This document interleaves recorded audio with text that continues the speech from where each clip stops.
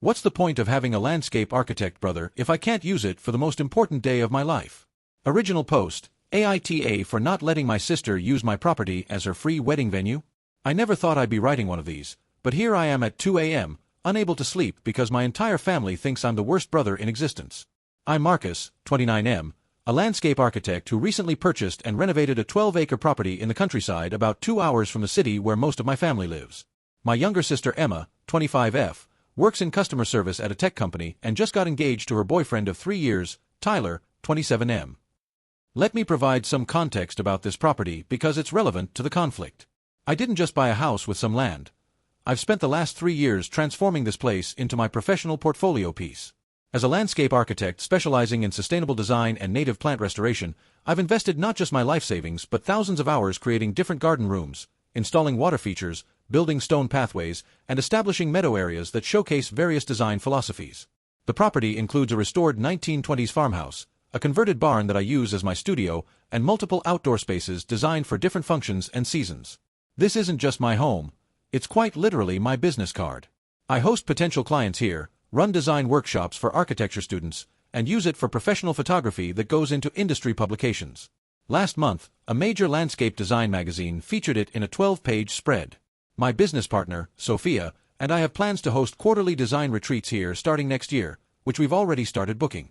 Emma got engaged 6 months ago, and from the beginning, she's been obsessed with having an outdoor wedding. She's created probably 15 different Pinterest boards filled with garden ceremonies, twinkling lights strung between trees, and reception tables set up in meadows. When she first started planning, she mentioned maybe coming to visit my property to get inspiration for venue hunting. I was happy to have her visit. She hadn't seen the completed renovations yet. She came up with Tyler and our mother last month.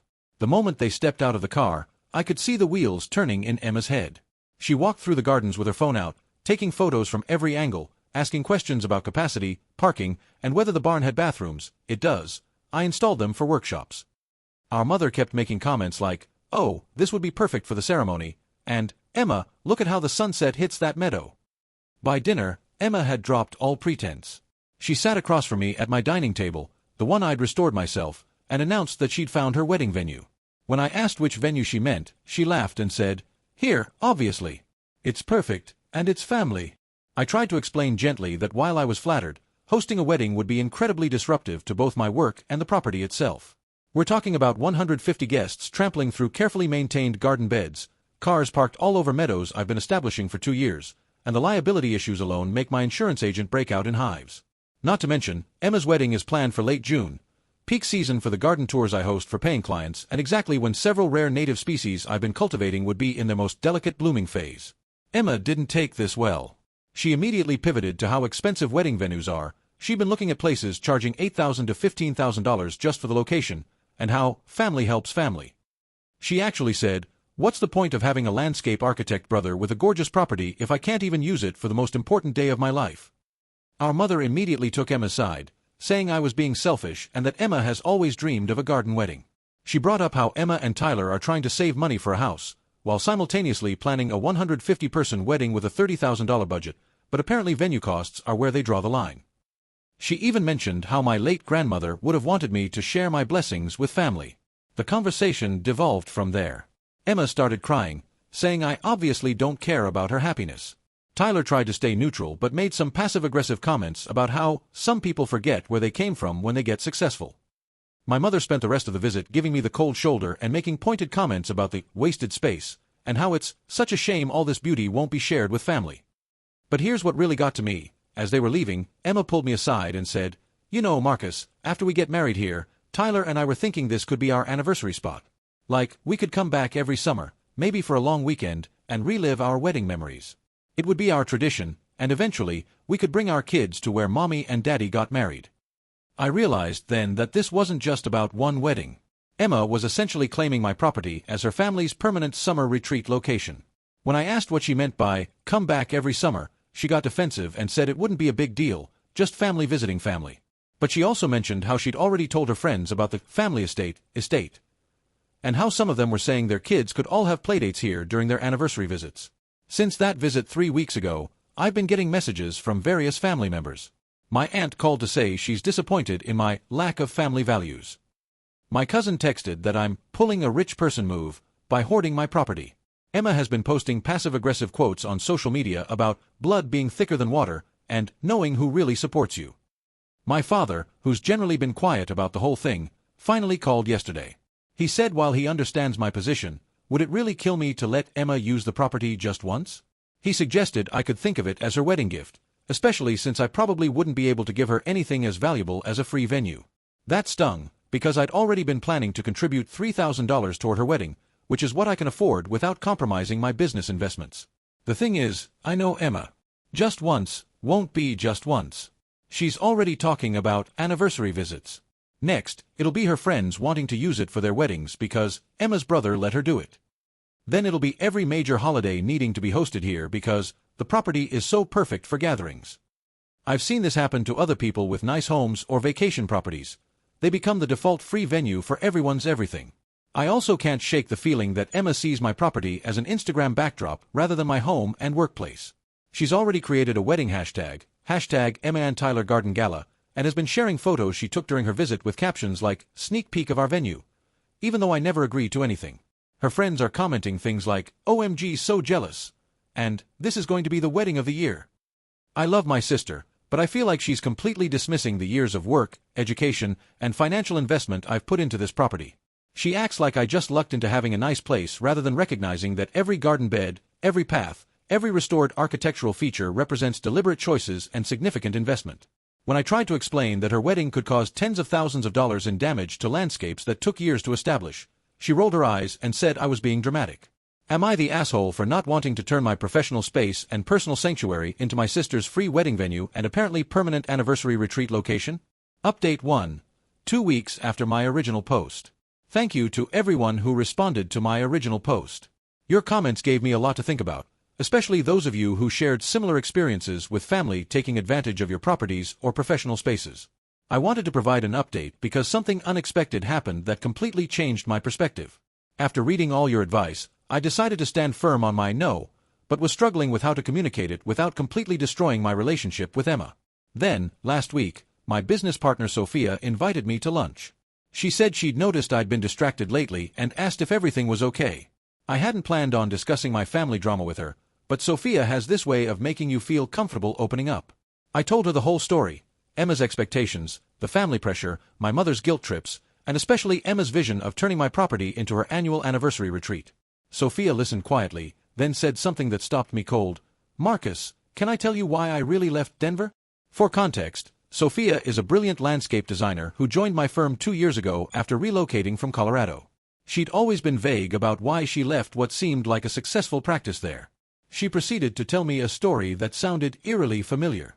5 years ago, Sophia had purchased and renovated a historic property outside Denver, 8 acres with mountain views that she'd transformed into a showcase for xeriscape design and native Colorado plants.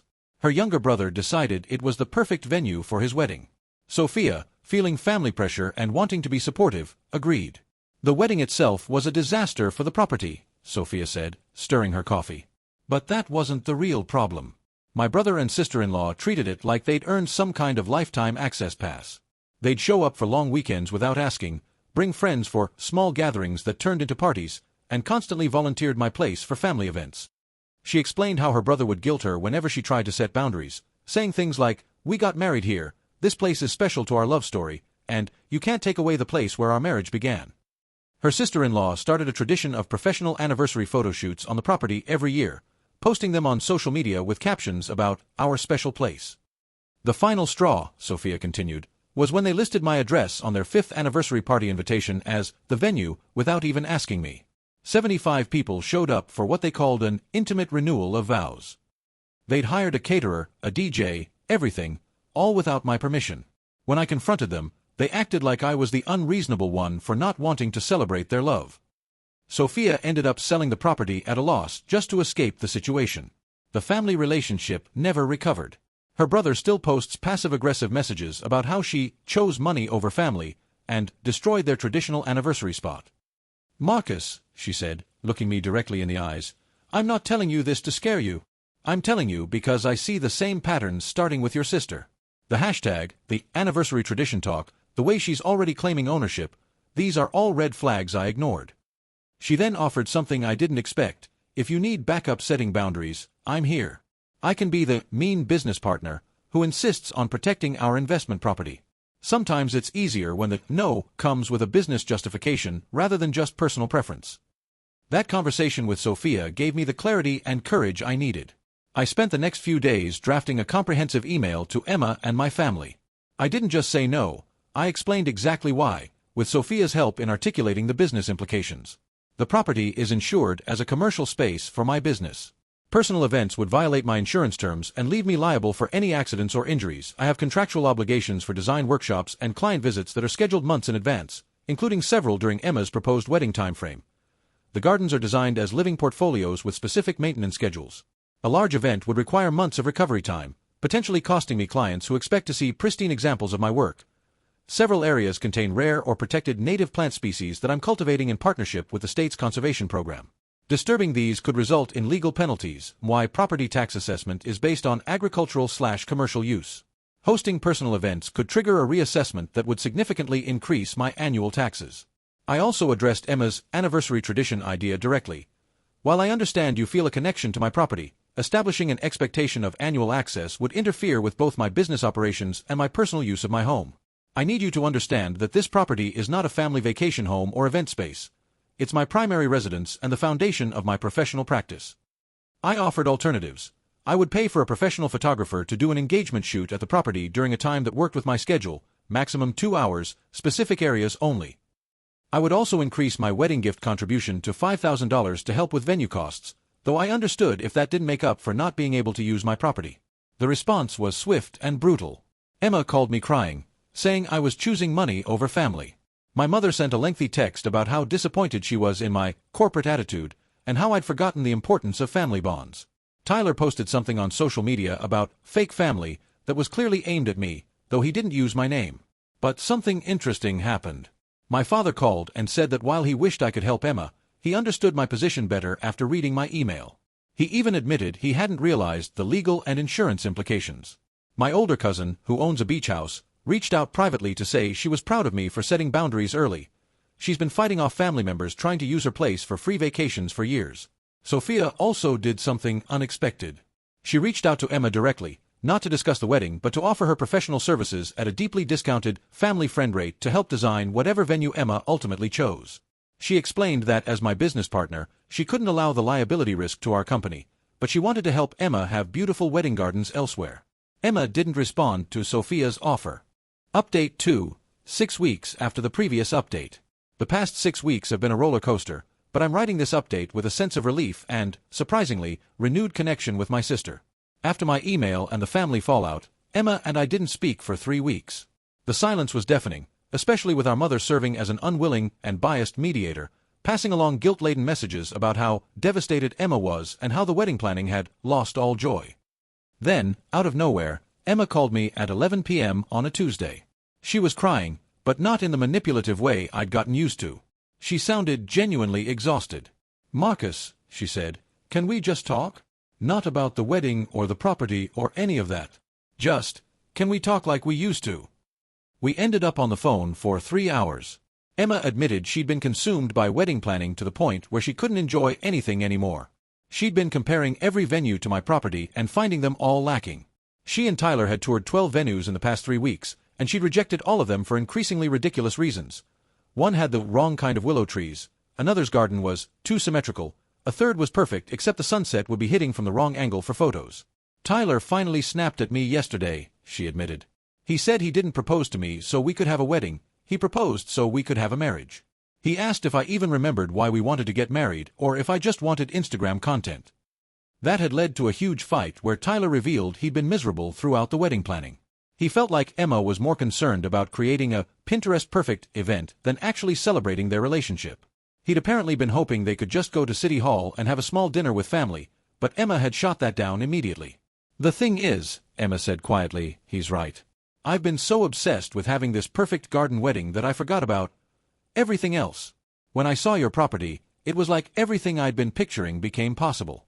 But it was never really about your property, Marcus. It was about this image I had in my head that I thought would make me, I don't know, special? Important. We talked about growing up, about how Emma had always felt like she was in my shadow, me with my advanced degree, my business, now this property that gets featured in magazines. She'd built up this wedding as her moment to shine, to have something that would impress people the way my accomplishments impressed our parents. When you said no, it felt like you were saying I didn't deserve something special, she said. But that's not what you were saying, was it? I assured her it wasn't.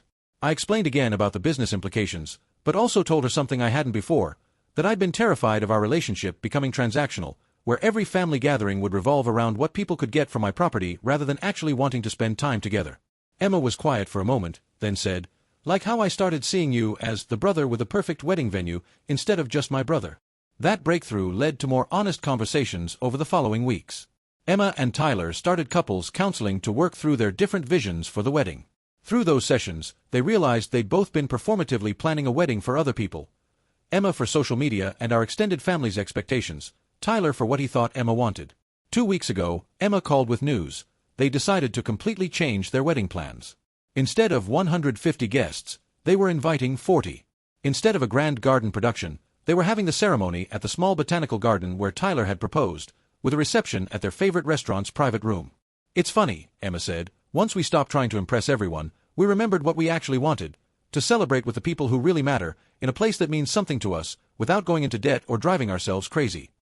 But here's where things took an unexpected turn. Last week, Emma asked if she and Tyler could visit my property, not to scout it for wedding purposes, but because she wanted to apologize in person and actually see it for what it was, not what she'd been projecting onto it. They came last Sunday. The difference in Emma's demeanor was remarkable. Instead of taking photos for social media, she asked questions about the plants, the design process, my conservation work. Tyler, who I'd barely gotten to know during their previous visit, turned out to be genuinely interested in sustainable agriculture and spent an hour asking about my rainwater collection system. As we walked through the meadow that Emma had previously earmarked for reception tables, she suddenly stopped and said, "Marcus, I'm really sorry. I mean it. This isn't just a pretty backdrop. This is your life's work. I reduced it to a free venue when it's actually art. Living art." She then surprised me with a proposal of her own. "Would you consider letting us do our rehearsal dinner here? Not the wedding, that's at the botanical garden, but just the dinner the night before? Only immediate family, maybe 15 people total. Sophia mentioned you sometimes do small catered events for clients, so I thought maybe we could hire your usual catering company and follow whatever guidelines you have for professional events." She'd clearly thought this through. She offered to sign the same liability waiver my workshop attendees sign, pay for event insurance, and stick to designated areas that wouldn't impact sensitive plantings. She even offered to hire my regular grounds crew to handle setup and cleanup. And, she added with a small smile, this would be it. No anniversary traditions, no annual retreats, no treating your home like the family vacation spot. Just this one dinner, done properly, with respect for what you've built here. I agreed, with conditions. The dinner would be in the designated entertainment area near the barn, not in the gardens. Guest count was firm at 15. They'd use my approved vendors, and everything had to be cleaned up by 10 p.m. Emma accepted every condition gratefully. Final update, 6 months after the wedding. I'm writing this final update from my back porch, watching Emma and Tyler work on what has become an unexpected new tradition, but not the one anyone would have predicted. The rehearsal dinner ended up being perfect. Emma kept to every agreement, and the small gathering was actually enjoyable. Our parents were able to see my property as my professional space rather than just Marcus's fancy house, especially after Sophia gave an impromptu talk about sustainable landscape design that had everyone fascinated. The wedding itself, at the botanical garden, was beautiful in its simplicity. Emma looked radiant, not because of elaborate decorations or a designer dress, but because she was genuinely happy. During her vows, she actually referenced our conversation about choosing relationships over representations, promising Tyler she'd always prioritize their actual marriage over the image of it. Here's the part that still makes me smile. During the reception, Emma pulled me aside and handed me a card. Inside was a printed email she'd sent to all her friends who'd been commenting on her social media about using my property for their events. She'd written, "Hi everyone, I wanted to address something important. My brother's property is not available for events or visits. It's his professional workspace and private home. I've realized how inappropriate it was for me to treat it like a family amenity, and I hope you'll all respect his boundaries as I'm learning to do. If you're looking for venue recommendations, I'm happy to share the amazing places we toured for our own wedding. Thank you for understanding." But the real surprise came 3 months after the wedding. Emma called and asked if she and Tyler could visit, not for an anniversary or event, but because they had an idea. Tyler had been researching native plant gardens for their new townhouse's small backyard, and they wondered if I'd be willing to teach them some basics. That visit turned into something beautiful. We spent a Saturday morning in my greenhouse, with me teaching them about soil composition, native species selection, and sustainable gardening practices. Emma, who'd never shown interest in gardening beyond how it looked in photos, was genuinely engaged, taking notes and asking thoughtful questions. "We want to create something," she explained. "Not just have something pretty, but actually build it ourselves, understand it, care for it." Now, twice a year, spring and fall, Emma and Tyler come for what we call garden workshop weekends. They arrive Friday evening, and Saturday is dedicated to whatever project I need help with. They've helped me plant 200 native shrubs, repair stone walls, and mulch paths. In exchange, I teach them about landscape design and help them plan their own small garden. Last month, Emma posted a photo on social media, not of my manicured gardens, but of her and Tyler, covered in dirt, grinning while planting their own native wildflower bed at their house. The caption read, "Learning that the real beauty isn't in the perfect photo, but in the dirt under your fingernails and the knowledge that you're creating something meaningful." My mother, who had been so upset about the wedding venue situation, recently admitted she was wrong. She saw how Emma and Tyler's relationship with my property, and with me, has become healthier and more meaningful than if they just used it as a backdrop for one day. "You taught them to value what you've built by not letting them take it for granted," she said. "The professional boundaries I set have actually strengthened our personal relationship." Emma now introduces me not as her brother with the estate, but as her brother, the landscape architect who's teaching us about sustainable gardening. She and Tyler have become advocates for native plant gardens in their neighborhood, sharing what they've learned with genuine enthusiasm rather than performative social media posts. Sophia, who's become close friends with both Emma and me through all of this, recently said something that resonated. "You gave Emma something more valuable than a wedding venue. You gave her the opportunity to see you as a professional and mentor, not just a resource. And you gave her the chance to discover a genuine interest she shares with you." As I finish writing this, I can see Emma and Tyler in the meadow, the same one Emma once wanted filled with wedding tables. They're helping me catalog the native species for a conservation report, Tyler taking photos while Emma carefully documents each plant's location and health. They'll stay for dinner, where we'll talk about their garden plans and my latest client project, and then they'll head home to their own life, their own space, their own growing garden. The boundaries I set, which once seemed like they would destroy our relationship, ended up saving and transforming it. Emma didn't get her Instagram-perfect garden wedding at my property, but she got something better, a real connection to the land, to gardening, and to her brother. And I got my sister back, not as someone who sees my achievements as resources to be claimed, but as someone who respects and wants to learn from what I've built. Sometimes the best gift you can give someone isn't saying yes to what they think they want, but holding firm until they discover what they actually need.